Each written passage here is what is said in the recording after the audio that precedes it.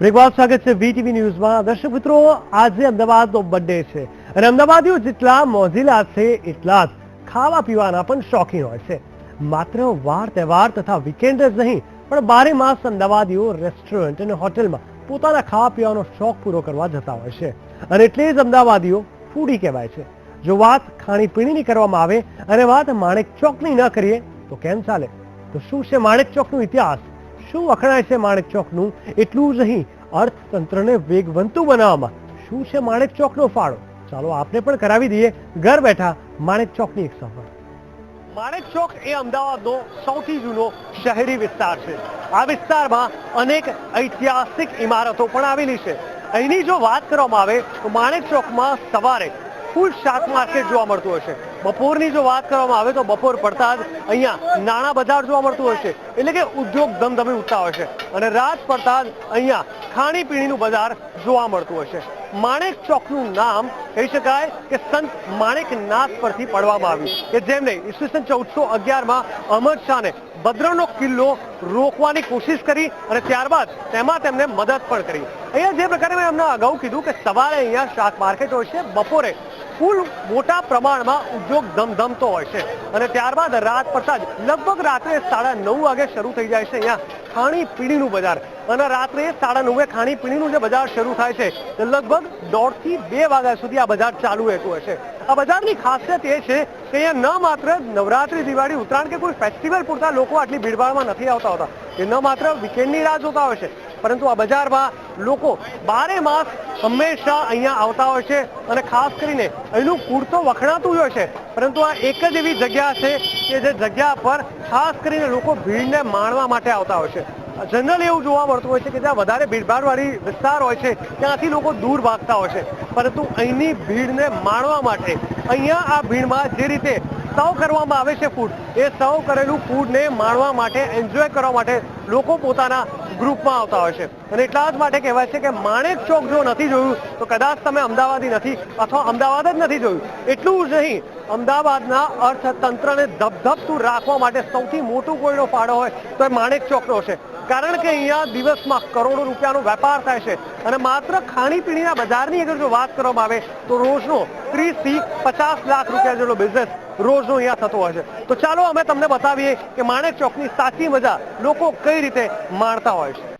તો દર્શક મિત્રો, આપને એ જાણીને નવાઈ લાગશે કે જે અમદાવાદીઓ ખાણીપીણીના શોખીન છે, અમદાવાદીઓ માણેક ચોકમાં અધધ 30 થી 50 લાખનો રોજનો ખાવા પીવા પાછળ ખર્ચી નાખે છે। ત્યારે ચાલો આપણે તેમની જ રૂબરૂ કરાવીએ કે જેમના કારણે લોકો ભૂખ લાગે ત્યારે પોતાને માણેક ચોક જતા નથી રોકી શકતા। દોસ્તો, આપ જોઈ રહ્યા છો કે ભાજીપાઉં ખાવાની મજા તો આપણે વર્ષો વર્ષથી લેતા હોઈએ, માણેક ચોકના ભાજીપાઉંની વાત કરીએ તો કંઈક અલગ હોય છે, પણ આજે સાચા અર્થમાં હું જોઈ રહ્યો છું કે આ ભાજીપાઉં જે આપણને લલચાવતા હોય છે એકચ્યુઅલી એની પાછળ આ લોકો એવું તો કેવી રીતે બનાવતા હોય છે। મિત્ર આપણી સાથે જોડાઈ ગયા છે, શું નામ છે આપનું? નાથુભાઈ।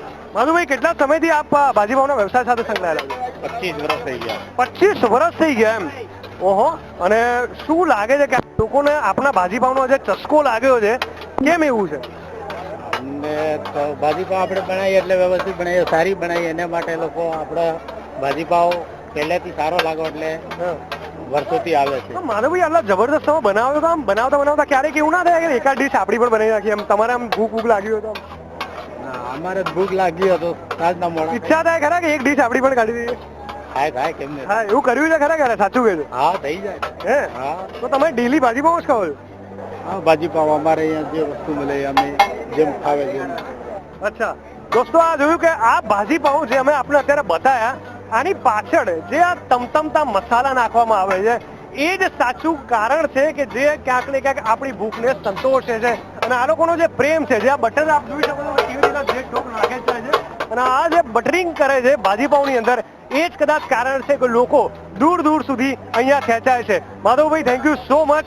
આ બટર અને ભાજીપાવના સ્વાદની સાથે સાથે અમને થોડો રસોઈમાં પણ હાથ બતાવવા માટે અમને એક આવકાર આપ્યો, એ માટે આપનો ખૂબ ખૂબ ધન્યવાદ। Okay, thank you. તો આ તો માણેક ચોક અને તેના ઇતિહાસ વિશે જણાવ્યું તથા કેવી રીતે સ્વાદિષ્ટ ચટાકેદાર ખાણીપીણીની આઈટમ બને છે તે પણ બતાવ્યું। તો ચાલો હવે આપને એ પણ બતાવીએ કે કેવી રીતે લોકો પોતાના ગ્રુપમાં વારંવાર એ સ્વાદિષ્ટ ભોજનને માણવા અહીંની ભીડને પણ એન્જોય કરતા હોય છે। દોસ્તો, કહેવાય છે કે અમદાવાદીઓ સૌથી જબરદસ્ત ફૂડી હોય છે અને અમદાવાદીઓની જો વાત કરવામાં આવે તો મોટે ભાગે આપણે જોયું છે કે માણેક ચોક એક એવું પ્લેસ છે કે જે લોકો ગમે ત્યારે આવી જતા હોય છે. એટલે આ એક એવી જગ્યા છે કે જે માત્ર ફેસ્ટિવલ પૂરતી નથી હોતી. મોટે ભાગે આપણે એવું જોતા હોય છે કે નવરાત્રી દિવાળી પર લોકો ડિપેન્ડેડ હોય છે કે ઉત્તરાયણમાં અહીંયા જઈએ વગેરે જઈએ, સેટરડે સન્ડે પર ડિપેન્ડ હોય છે. પણ માણેક ચોક એવું છે કે બોસ રાત્રે 1 વાગે લાગે એટલે કિક મારીને સીધું પહોંચી જવાનું માણેક ચોક. આપણી પાસે ઘણા બધા લોકો અહીંયા આવી ગયા છે જે રેગ્યુલર માણેક ચોકની મુલાકાત લેતા હોય છે. ચાલો આપણે તેમની પાસેથી જાણીએ કેટલા સમયથી તે લોકો માણેક ચોક આવે છે અને શું ઇમ્પોર્ટન્ટ છે માણેક ચોકનું તેમના વગરમાં. Hello, good morning.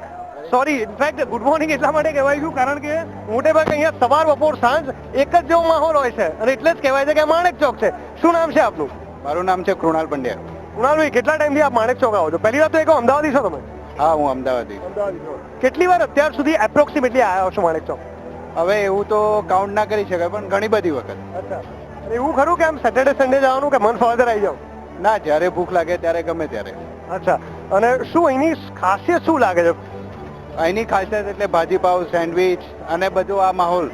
અચ્છા, એટલે એકચ્યુઅલી હું એ જ કહેવા જઈ રહ્યો છું કે માહોલની જે મજા છે એ ક્યાંય નથી આવતી. કોઈ બી લોકો જ્યારે તમારા રિલેટિવ્સ કે ફ્રેન્ડ્સ આઉટ ઓફ ગુજરાત કે બહારથી આવતા હશે તો તમે એમને લાવો છો ખરા આ જગ્યા પર? બેઝિકલી એવું છે કે રાત્રે ભૂખ લાગે ત્યારે જ આવું એવું નહીં. આ એક આઉટડોર ટાઈપનું બી થાય છે કે ત્યાં દૂરથી આવીને અહીંયા એક બહાર બેસીને આવી ખાઈને જવાની પણ એક વધારે મજા છે. દોસ્તો, તમે કેટલા ટાઈમથી આવો છો માણેક ચોક? હવે માણેક ચોક તો લગભગ છેલ્લા 10 વર્ષથી તો આવીએ છીએ.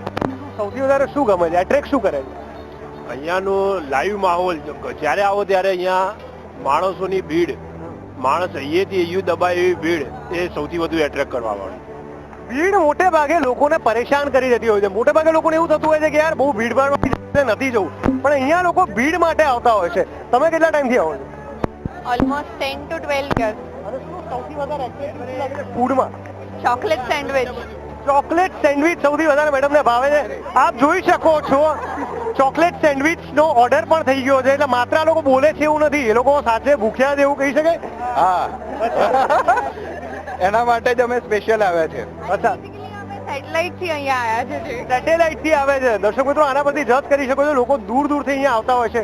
ક્યારે એવું થાય છે કે બહુ ભૂખ લાગી હોય અને 8, 9, 10 વાગે તો બધું અવેલેબલ હોય પણ આ માર્કેટ 10, 11 વાગ્યા પછી ચાલુ થાય. તો એવું ક્યારે થયું છે કે યાર ભલે ભૂખ લાગી છે 2 કલાક રાહ જોઈ લઉં, 12 વાગે પછી માણેક ચોક જઈએ? એના માટે અમે સ્પેશિયલ ફ્રેન્ડ્સ ગેટ ટુગેધર રાખીએ છીએ કે આજે તો માણેક ચોકનો પ્લાન કરીશું એમ. પણ કોઈ એવું નથી કહેતું કે યાર 12 વાગ્યા સુધી યાર રાહ જોવાની એના માટે? ના ના ના, બધા બહુ ઈગર હોય છે. અને સ્પેશિયલી હવે તો નવરાત્રી આવશે તો બધા ગરબા તો બરાબર છે પણ Manek Chowk would be more fun એમ. દોસ્તો, આ જ અહીંની મજા છે કે આ ભીડને લોકો સમજવા માટે, જોવા માટે, આ ભીડને અહેસાસ કરવા માટે લોકો આવે છે. અને આ ભીડની પાછળ આ એટમોસ્ફિયર આપ જોઈ શકો છો, આ ડીશ આપ જોઈ શકો છો. આ ડીશ માત્ર એડવર્ટાઇઝ પૂરતી નથી. આ ડીશ ખરેખર હમણાં આ લોકો ઝાપટી જવાના છે. આ એ ડીશ છે. પણ આ તમામની વચ્ચે સૌથી મોટી વાત આપણે એ અહીંયા જોઈ કે લોકો અલગ અલગ વસ્તુ ઓર્ડર કરતા હોય છે. ત્યારે એની કોઈ સ્પેશિયાલિટી તમને કોઈ બહુ એટ્રેક્ટ કરી હોય? અહીંની સ્પેશિયલ ચોકલેટ સેન્ડવિચ અને ભાજીપાવ. બીજું કઈમાં તો બધું આમના કામનું છે, લેડીઝ કામનું. અચ્છા અચ્છા અચ્છા, આપણી પાસે બીજા ઘણા બધા લોકો અહીંયા છે. આપણે એની પાસેથી બી જાણીશું. કેટલા ટાઈમથી તમે લોકો આવો છો madam? 10 to 12 years. Chocolate sandwich. તો દોસ્તો, આ જ એની મજા છે. આપણે જોયું કે એક આખું ફેમિલી, ન માત્ર ફ્રેન્ડ્સ, અહીંયા કોઈ બી લોકો કોઈ પણ લોકો સાથે આવી શકતા હોય છે. અને આખો દિવસ, જ્યારે આખા દિવસનો થાક લાગ્યો હોય છે અને રાત્રે લોકો સુવાનું પસંદ નથી કરતા, લોકો વિચારે છે 10, 11, 12 વાગવા દે, ભૂખ લાગવા દે અને માણેક ચોક પહોંચવા દે. દોસ્તો, હું આવી ગયો છું માણેક ચોકની ખાસ જગ્યા કે જે બાદશાહના હજીરાના નામે ઓળખાય છે. બાદશાહનો હજીરો. જી હા, બાદશાહના શાસનકાળ દરમિયાન પુરુષ સભ્યોની લાશ જે હતી તેમને અહીંયા કબરમાં ખોદવામાં આવતી હતી. જી હા, અહીંની જો વાત કરવામાં આવે તો અમદાવાદની સ્થાપના કરનાર અહમદ શાહની કબરને પણ અહીંયા જ ખોદવામાં આવી છે. અહીંયા કહી શકાય કે સ્ત્રીઓને પ્રવેશની મનાઈ છે. પુરુષોની પણ જો વાત કરવામાં આવે તો આ બાદશાહના આ ખજીરામાં કહી શકાય, આ બાદશાહના હજીરામાં પુરુષોને પણ માથે કંઈક ને કંઈક ઢાંકીને આવવું પડતું હોય છે. માથે કોઈ પણ કપડું મૂકીને જ તે લોકોને પ્રવેશ આપવામાં આવતો હોય છે. બિલકુલ. અને બાદશાહના શાસનકાળ દરમિયાન ખાસ કરીને તેમના જે કેટલાક મંત્રીઓ હતા તેમની પણ કબર અહીંયા ખોદવામાં આવી હતી. બાદશાહના હજીરાની જો વાત કરવામાં આવે તો આ પણ માણેક ચોકનું એક અભિન્ન અંગ છે. અને માણેક ચોકમાં પ્રવેશ કરતા તરત જ જમણી બાજુ બાદશાહનો હજીરો તમને જોવા મળશે. શું છે આ બાદશાહના હજીરાનો ઇતિહાસ વિશે? આ હજરત સુલતાન અહેમદ શાહ બાદશાહ અમદાવાદ શહેર બસાવ્યું છે, એમની સમાધિ ત્યાં આવેલી છે. અને એમના દીકરા છે મોહમ્મદ શાહ, જેમણે ઝૂલતા મિનારા બનાવ્યું છે. અને ત્રીજા છે એમના પોતા, જે કાંકરિયા કુતુબ હોજ એ જમાનામાં ઓળખાતી હતી, કુતુબ હોજ નામથી. એમની સમાધિ ત્યાં છે. અને આ 605 વર્ષ જૂનું ઇતિહાસ છે અમદાવાદ. મારું નામ શેખ અહેમદ મિયા છે. હું અહીંયા ખિદમતગાર છું. આ હજરત સુલતાન અહેમદ શાહ બાદશાહ એક એવા વલી હતા, જેમણે અમારા ઇસ્લામ ધર્મમાં કહેવાય કે કોઈ દિવસ વગર વજુએ આસમાનને જોયું નથી. અને અસરની જે 4 નમાજ હોય એ કોઈ દિવસ એમણે કજા નથી કરી. ફરજની વાત તો દૂર રહી. અને આપ જ્યારે ઇબાદત કરતા હતા ત્યારે આખી રાત નીકાળતા હતા. આપ બાદશાહ થઈને બી 3 દરવાજાની પાસે ઊભા રહીને ટોપીઓ વેચતા હતા અને એમનું ગુજરાન ચલાવતા હતા. ને એમના એક દીકરી હતી, એમના જમાનામાં 2 ખૂન થયા હતા. તો એ ટાઈમમાં જ્યારે ખૂની પકડાયો તો એમનો જવાઈ હતો. તો લોકોએ કીધું કે બાદશાહ સલામત, તમારા જવાઈ છે, હવે શું કરીએ? કે મારો જવાઈ પણ હોય તો એને પણ ફાંસી લટકાવી દો. એવા તટસ્થ અને ચુસ્ત ધર્મ પાળવાવાળા હતા કે એમના એકને એક જવાઈને પણ ફાંસી ચડાવી દીધી. એમના જવાઈનું મજા આજની તારીખમાં ઝવેરીવારની પાસે આપણે આઝાદ હલવાઈવાળો છે એની પાસે છે, પિંકી પીઝા પાસે.